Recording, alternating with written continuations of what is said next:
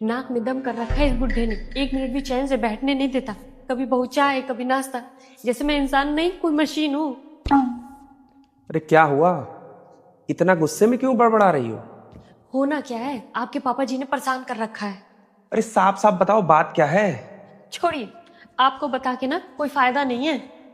देखो, अगर तुम मुझे प्रॉब्लम बताओगी नहीं तो मैं तुम्हारी प्रॉब्लम सॉल्व कैसे करूंगा? देखिए, अब मुझसे ना पापा जी की जिम्मेदारी और निभाई नहीं जाती। आप एक काम करिए, उन्हें वृद्धाश्रम छोड़ाइए।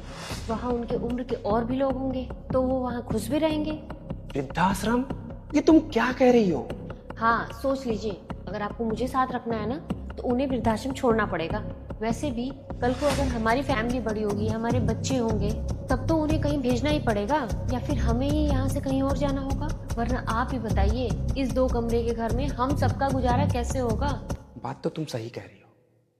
मैं एक काम करता हूँ, मैं बच्चे वाली बात पापा से बोलता हूँ और बातों बातों में वृद्धाश्रम वाली बात भी बोल दूंगा। अरे समझदार तो हैं ही, खुद ही सोचेंगे कि बच्चों को चैन से रहने देते हैं और अपने आप ही वृद्धाश्रम जाने का प्लान बना लेंगे। इससे हमारा काम भी हो जाएगा और हम जमाने में बुरे भी नहीं बनेंगे। अरे वाह, क्या प्लान बनाया है आपने। मुझे तो लगा कि आपको मनाने के लिए ना जाने क्या क्या करना पड़ेगा मुझे, लेकिन आपने तो ऐसा प्लान बनाया जिससे सांप भी मर जाएगा और लाठी भी नहीं टूटेगी। अरे तुम अपने पति को हल्के में समझती हो क्या?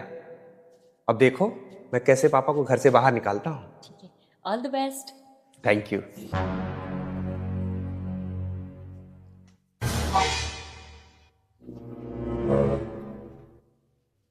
क्या हुआ, बन गई बात? नहीं, बात और बिगड़ गई। बिगड़ गई? क्या मतलब है आपका?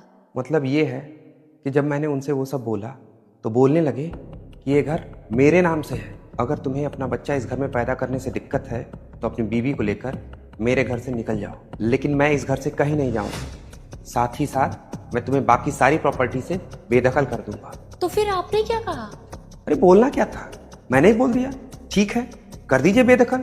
अरे रह लूंगा मैं अपनी बीवी के साथ किराए के मकान में, लेकिन आपकी वजह से जो उसको तकलीफ होती है ना, वो नहीं हमें।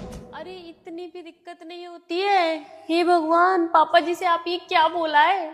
देखिए, वो हमारे पिता हैं, हमें उनके बारे में ऐसा नहीं सोचना चाहिए। वो कहीं नहीं जाएंगे, वो हमारे साथ रहेंगे, हमारे घर में। आप एक काम करिए, आप तुरंत पापा जी के पास जाइए और उनसे माफी मांगिए। माफी?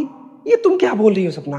हाँ, जल्दी जाइए वरना सब कुछ यहाँ से चला जाएगा। ठीक है, जाता हूं। बड़ा ही मेरे बाप को वृद्धाश्रम भेजेंगे।